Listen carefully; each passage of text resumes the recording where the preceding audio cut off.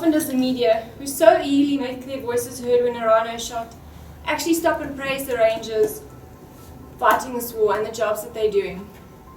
So few people really have an idea of the responsibilities, stress, challenges and strain that the rangers of today have to deal with. My name's Jules. I come from Queensland in Australia. My name is Daniel Ole My Sambu. name is Eric Damalala. Hello, my name's Eric Smith. My name is Jane Goodall Well, my name is Marcelo Segura. My name is Uncle Mark Flanners and My name is Sean Willmore. I work for Chomotonga Wildlife Sanctuary.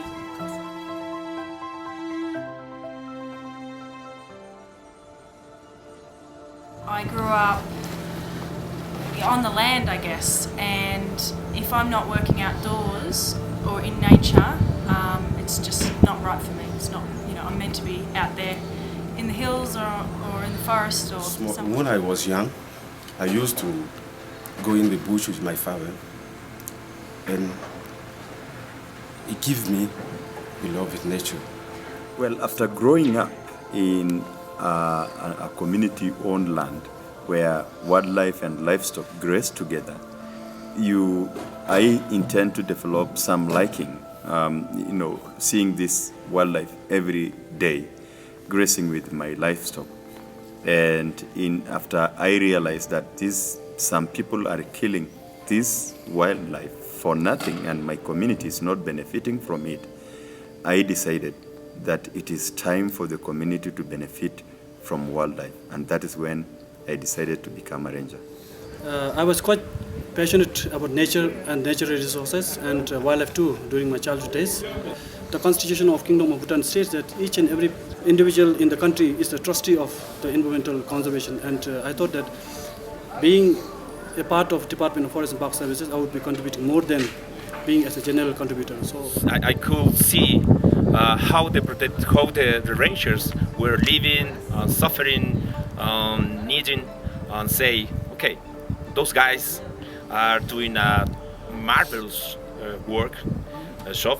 I can do two things: do nothing, or try to help them, be part of them.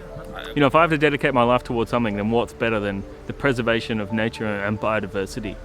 Being a ranger is such a crucially important job. It's often a thankless job. It's very difficult, but there's always something out there that will remind you of why you do it.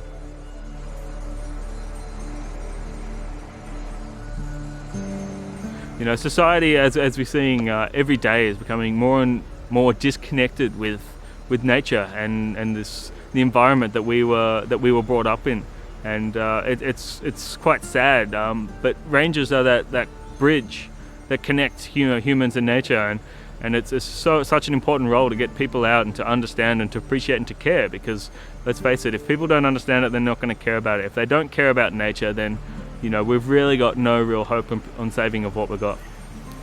I think that rangers are the most important people in the national park, because they protect, they save, they manage, and they help people to love nature, to love animals, because that nature conservation is one of the most important thing you have to do at this moment where we have climate change. They are the ones who are mandated by each and every country to look after the national heritage of that particular country and of that world at large. So I think they are very important people. Being a ranger in the National Parks and Wildlife Service, New South Wales, Australia, it's an opportunity to deliver my message about my culture to all walks of life from all lands around the world. As our biodiversity dwindles, the role of the ranger is never going to be so important. Those wilderness places are nearly all gone. That the level of management is going to increase, and we're going to need the rangers there to protect, to educate, and to get people to fall in love with nature. Rangers are very important. They are preserving the natural heritage. I call it a natural heritage because they are given by God these very, very special animals that you don't have to provide herbicide. You don't have to treat.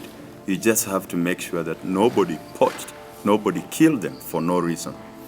And rangers are there to protect them from these bad people. They are very special people. They are very, very special people, making sure that these wildlife are available for future generations.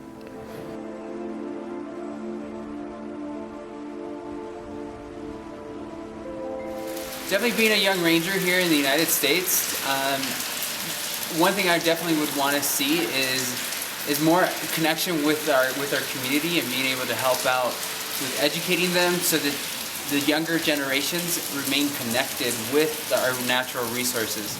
We need more young rangers. I think, I'm not sure about other countries, but there aren't a lot of people my age in parks. There aren't a lot of, and again, less women again. Those who forget history are doomed to repeat it. And I think, I can speak for the world in saying that we don't want to really repeat a lot of our past mistakes.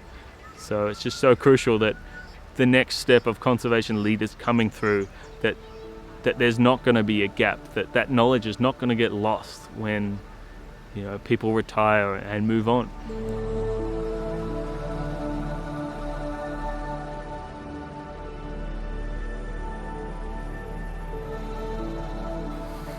For 5 years ago, 2011,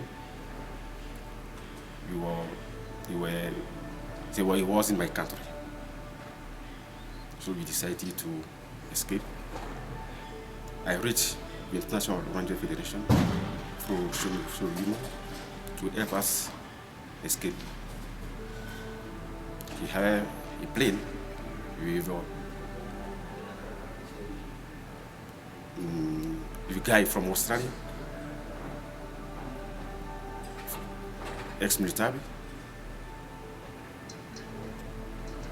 The mission is to exfiltrate us from our height. But things have been better.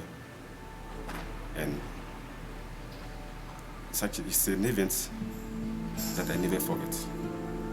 The best moment as a ranger is when I realized that the community have identified wildlife as part of an income generation activity for their own life.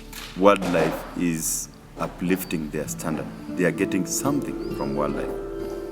There's always a moment of pride when you're working with the local community and that people finally see the value of biodiversity and you just see it and okay, that's why we need to preserve biodiversity. And there's just this immense pride that wells within that that you've just turned someone who you're potentially fighting against into someone who's now an ally.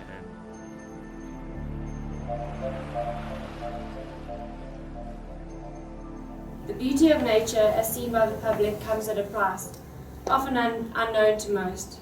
I suppose everything in life does come with a price, but some prices and sacrifices are bigger than others. And these are a telephonic death threat while celebrating my sister's birthday as a family. What more of a traumatic and chilling experience could one imagine on what was supposed to be a happy day? The false allegations by poaching syndicates perceiving Dad as a stumbling block to the success of their poaching operations, and the subsequent investigations by the police to test these allegations. This became so severe that Dad's arrest was once imminent, and we were sent away to my uncle, the ranger Chokwan, so that we wouldn't have to live through the trauma of seeing our dad being arrested. People don't fully understand the fear of lying awake at night when Dad is out seeing informers or anti-poaching operations, wondering if he will return safely, or if the seat at the dinner table will forever be empty. We salute all our honor soldiers, and especially our dad.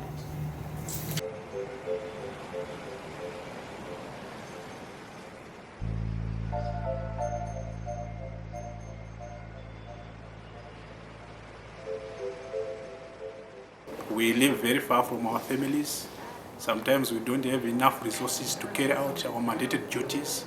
So it's just a sacrifice. So the worst situations, we encounter them on a daily basis, but we just have to persevere and go ahead.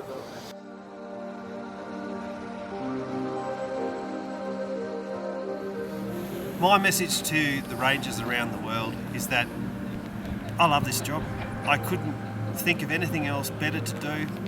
I come home every day saying I'm proud of what I do. Even if I had a low light or a highlight in my life, I still love getting up in the morning and going to work to be a ranger. Just keep on, keep on. We're fighting the good fight, as hard as it may be, and the sacrifices we make, and it's worth the cause, and the planet will thank us in the future. I'm really, really lucky to be a ranger in Australia.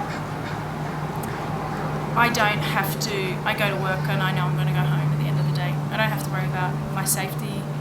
I don't have to worry about my livelihood. I know I'm going to get a paycheck at the end of the day. So I appreciate how lucky I am. I don't take that for granted. And I just want to say that I know there are a lot of rangers out there that aren't so lucky, and I appreciate them and what they do. And if I was in their position, I would still do the same thing. I would do the same thing for no money. I'd do the same thing. I'd put my life on the line. It's just happened in the universe and luck that I'm in Australia and I'm not in South Africa or I'm not in India.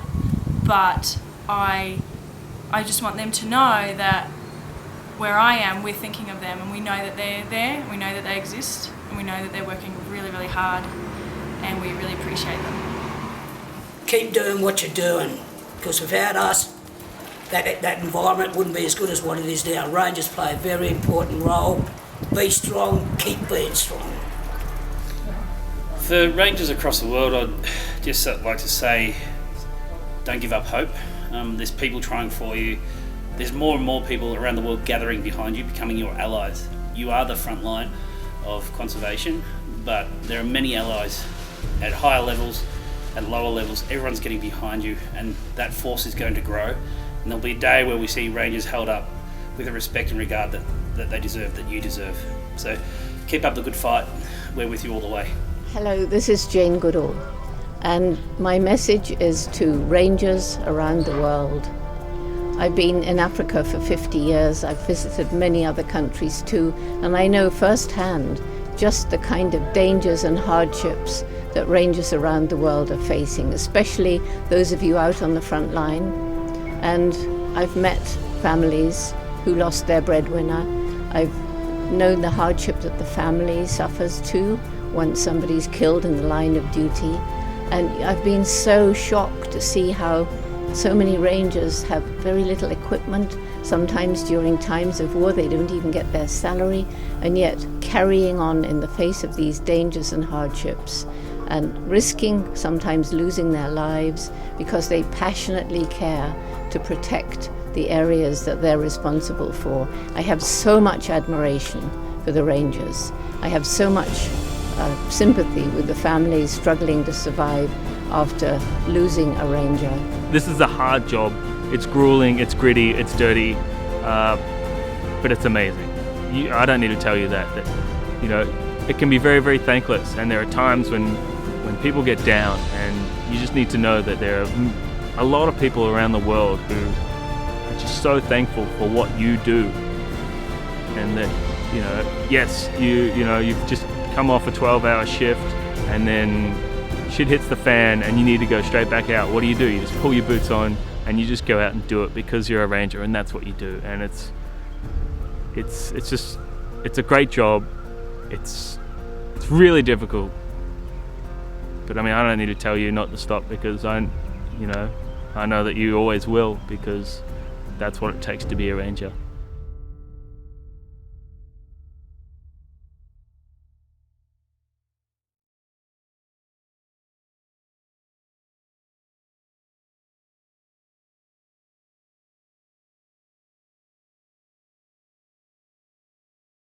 If you endanger the ranger, you endanger the species. Yeah. And so our first point is we mustn't endanger the ranger.